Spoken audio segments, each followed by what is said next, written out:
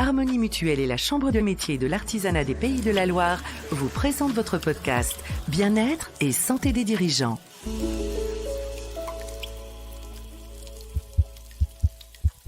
Diriger une entreprise avec des salariés, c'est un vrai travail collectif. Pourtant, face aux responsabilités et à la pression, il n'est pas rare que vous vous sentiez seul. En tant que dirigeant, vous êtes nombreux à vous interroger sur l'équilibre à trouver entre votre charge de travail, notamment le poids de la responsabilité managériale, et votre vie personnelle. C'est le cas de Jean-Marc et de Sophie, dont vous entendrez les témoignages et les questions au cours de cet épisode. Alors, comment atteindre cet équilibre au quotidien? Pour nous éclairer, deux experts sont avec nous. J'ai le plaisir d'accueillir Myriam. Vous êtes experte au sein de la CMA, Chambre de métier et de l'artisanat des Pays de la Loire. Oui, je suis spécialisée en prévention santé des chefs d'entreprise.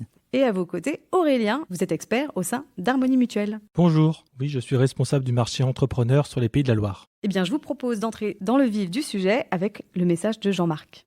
Bonjour, j'ai 45 ans, je suis le fondateur d'une PME dans des services informatiques. J'ai la chance d'être entouré de 10 collaborateurs qui sont vraiment talentueux, vraiment j'ai rien à dire, mais j'ai des vraies difficultés à partager avec eux les défis que j'affronte en tant que chef d'entreprise. C'est pas simple, j'ai beaucoup de mal à déléguer et évidemment ça alourdit considérablement ma charge de travail. Alors ça commence à affecter un peu mon bien-être, je me sens un petit peu démuni et je sais pas trop comment y remédier. Merci pour votre message, Jean-Marc. Ce que vous décrivez, c'est un défi commun pour les chefs d'entreprise. C'est vrai que de par sa nature, votre rôle implique de porter seul certaines décisions et ça peut être lourd à porter.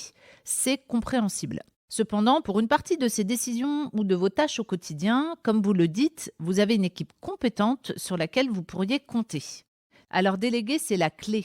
Vous semblez l'avoir compris, mais bon, c'est pas évident. C'est tout à fait naturel d'avoir des réticences à l'idée de confier des responsabilités, surtout quand on a construit son entreprise. Vous pouvez craindre que le travail ne soit pas fait à votre façon ou de perdre le contrôle. Mais je vous rassure, Jean-Marc, déléguer, ça s'apprend. Il existe des professionnels de l'accompagnement pour vous aider à progresser sur ce point. Par exemple, un coach peut vous aider à travailler sur cette capacité à lâcher prise et à déléguer plus sereinement. Vous avez aussi des formations en leadership ou en management conçues pour vous donner des outils et des méthodes concrètes afin de mieux répartir les responsabilités au sein de votre entreprise. Exactement. D'ailleurs, une des solutions est d'identifier une personne au sein de votre équipe afin de partager les responsabilités. Un bras droit ou un associé opérationnel peut alléger votre charge mentale et vous offrir un soutien précieux. Dans la même idée, je vous invite à rejoindre des réseaux d'entrepreneurs. Partagez vos défis, recevoir des retours d'expérience, ça vous aidera à prendre du recul. Et vous verrez que déléguer, ce n'est pas une faiblesse, mais bien un levier pour renforcer la confiance et l'autonomie de votre équipe. Une bonne délégation, c'est donc une des clés pour alléger votre charge de travail sans perdre le contrôle. Et pour une bonne délégation, vous l'avez dit, il faut pouvoir compter sur une équipe compétente comme celle de Jean-Marc. Il faut donc pouvoir la conserver aussi, cette équipe.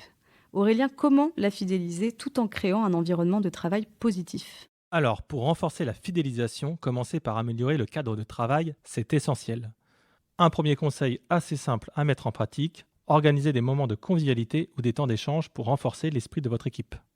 Ce type d'initiative favorise le sentiment d'appartenance et l'engagement collectif. Mon deuxième conseil, c'est d'investir dans la prévention et la santé au travail. Le bien-être de vos collaborateurs doit être une priorité pour vous. Notre dernière étude en Pays de la Loire montre que 45% des salariés regrettent un manque d'action en faveur de leur santé mentale et physique. Vous pouvez intégrer des initiatives de prévention, par exemple des ateliers autour du sommeil ou de l'équilibre alimentaire, ou encore la gestion du stress, des bilans de santé ou bien des actions de sensibilisation à la santé mentale. Non seulement ça va contribuer à la satisfaction de vos salariés, mais ça va aussi renforcer leur fidélité. Merci Myriam, merci Aurélien. Alors Jean-Marc, on récapitule. Pour créer un équilibre qui profitera autant à vous qu'à votre équipe, on joue sur 3 axes. Délégation, environnement de travail et prévention. Une démarche gagnant-gagnant qui va encourager l'épanouissement et renforcer l'engagement. Bonjour, moi c'est Sophie, je gère un resto, donc forcément j'y suis quasiment 7 jours sur 7. Je gère les services et puis entre deux, je m'occupe de tout ce qui est paperasse. Et j'ai aussi une petite de 2 ans. Alors même si mon conjoint est plutôt présent, c'est vrai que c'est quand même moi qui gère la plupart des tâches à la maison. J'aimerais vraiment réussir à me dégager un peu plus de temps, pour de vrais moments en famille et puis aussi un petit peu pour moi quand même. Mais ce n'est pas si simple que ça. Auriez-vous quelques conseils? Tout d'abord, merci Sophie. Je pense que beaucoup se retrouveront dans votre témoignage, une situation qui entraîne beaucoup de stress, surtout dans un secteur aussi exigeant que le vôtre, la restauration. Myriam, je me tourne vers vous. Cet équilibre vie pro, vie perso, c'est un vrai défi pour les chefs d'entreprise. Oui, tout à fait. On le voit notamment avec les chiffres d'une enquête réalisée en septembre 2024 par Harmonie Mutuelle et la Chambre de métiers de l'artisanat des Pays de la Loire, qui montre que 66% des dirigeants éprouvent des difficultés à concilier vie pro et perso.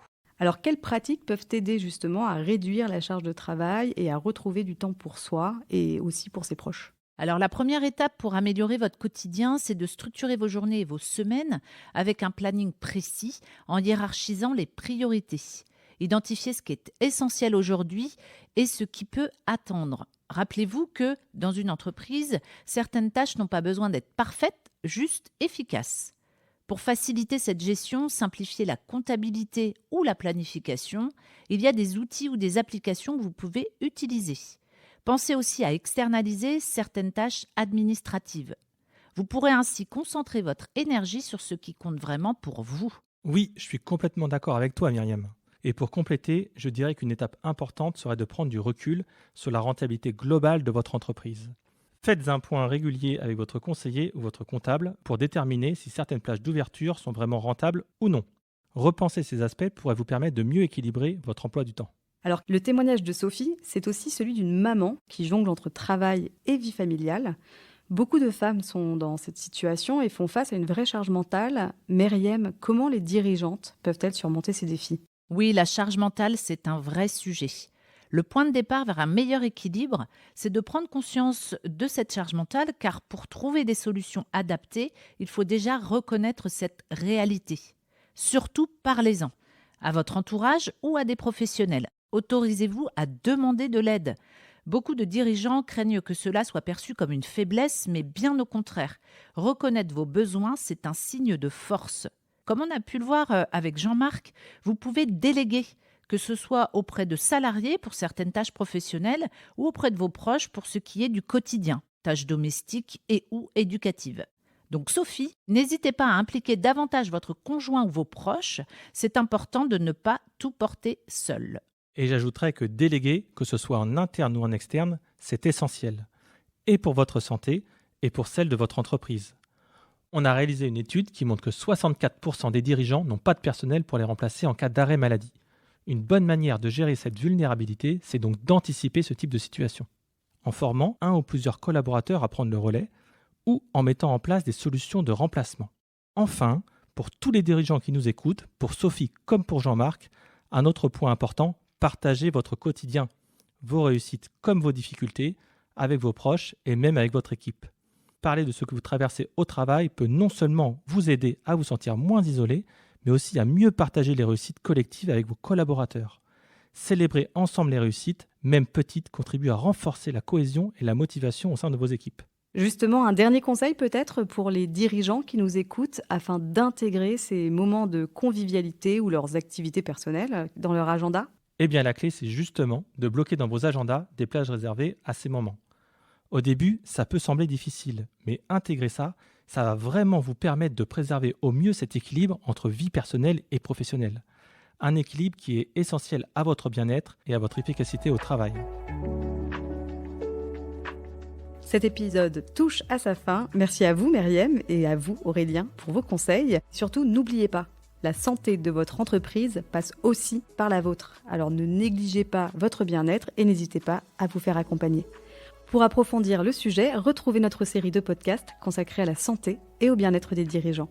Merci pour votre écoute et à bientôt. À bientôt.